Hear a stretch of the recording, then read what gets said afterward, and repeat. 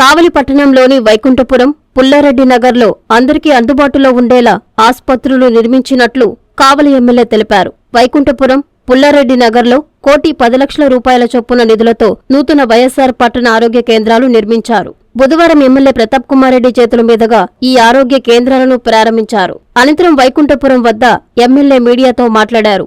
ఇప్పటి వరకు పట్టణ ఆరోగ్య కేంద్రాలు మారుమూల ప్రాంతాల్లో ఉన్నాయని తెలిపారు. వీటిని అధునాతన సౌకర్యాలు, వైద్యుల నియామకం ఏర్పాటు చేశామన్నారు. వైకుంఠపురంలో మాజీ కౌన్సిలర్లు గుడ్లూరు మాల్యాద్రి, పుల్లయ్యలు ఎక్కడా రాజీ పడకుండా ఈ కేంద్రాలను నిర్మించినట్లు వారిని అభినందించారు. వైకుంఠపురంలోని కేంద్రాన్ని 29, 31, 35, 36, 38 వార్డులకు సెంటర్గా నిర్మించినట్లు చెప్పారు.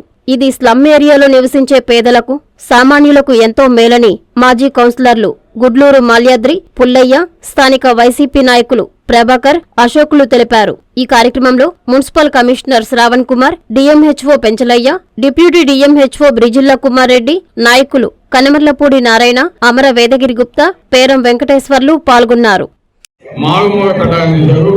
కానీ ఇది అందరికీ అందుబాటులో ఉండాలంటే ప్రధానమైన రహదారిగా ఉండాలని ఈరోజు ఇక్కడ ఈ ప్రాంతంలో పెడితే బాగుంటుందని ఆ రోజు మేమంతా కూడా సూచించి ఇక్కడ ఈ హాస్పిటల్ నిర్మించడం జరిగింది. ఎందుకంటే ఎవరికైనా సరే ఎక్కడో మారుమూల పెడితే పోయేది కష్టం, రహదారు కష్టం, ఆటోకు బాబు, వెహికల్స్ బాబు, ఇబ్బందికరంగా ఉంటుంది. కాబట్టి అటువంటిది చేయకుండా ఈరోజు అందరికీ అందుబాటులో ఉండే విధంగా ఈరోజు ఈ హాస్పిటల్ ఇక్కడ పెట్టడం జరిగింది. దీనికి సంబంధించి అన్ని రకాల వైద్యాలు కూడా ఇక్కడ టెస్ట్ కావచ్చు, అదేవిధంగా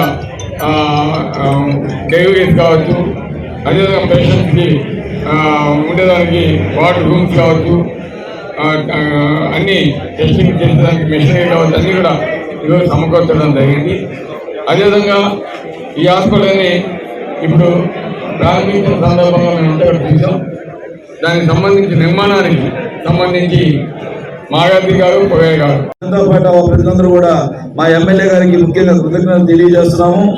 మా ఇతర నాయకులందరూ కూడా ఈ కార్యక్రమానికి ఇచ్చేసిన అందరికీ కూడా పేరు పేరున హృదయపూర్వక నమస్కారం తెలియజేస్తున్నాం. ముఖ్యంగా ఈరోజు ఈ స్లమ్ ఉండే ఏరియాలో ఈ హెల్త్ సెంటర్ నిర్మించడం చాలా లాభదాయకం. ఎందుకంటే ఇక్కడ సామాన్య ప్రజలు ఉంటారు, పేదవాళ్ళు ఉంటారు.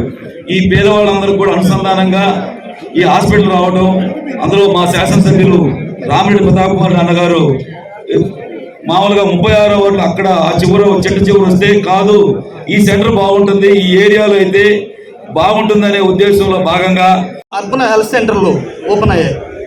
ఆ రోజు ఈ అర్బన్ హెల్త్ సెంటర్లు కట్టేదానికి అందరూ వెనక్కిపోయినా ఎమ్మెల్యే గారు ఇది మనకి ఎంతో పేద ప్రజలకి ఎంతో ఉపయోగపడుతుంది, ఖచ్చితంగా మీరు కట్టాలా, దానికి ఏదైనా అవసరమైతే నేను మీకు సపోర్ట్గా ఉంటాను, మీరు దాన్ని మొదలు పెట్టకపోతే నేను ఒప్పుకునే పరిస్థితే లేదని ఆయన పోద్బలంతో మేము మొదలు పెట్టడం జరిగింది.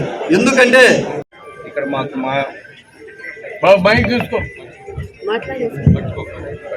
ఇక్కడ మా ప్రాంతంలో ఇటువంటి అవకాశం కల్పించిన ముందుగా మా శాసనసభ్యులు గారికి ధన్యవాదాలు. అలాగే ఇక్కడ మాకు చిన్న సమస్య ఉంది.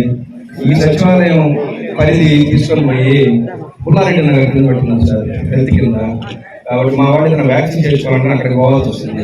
అది ఇక్కడ కొంచెం మార్చి ఈ అవకాశం నాకు ఇచ్చినందుకు ధన్యవాదాలు.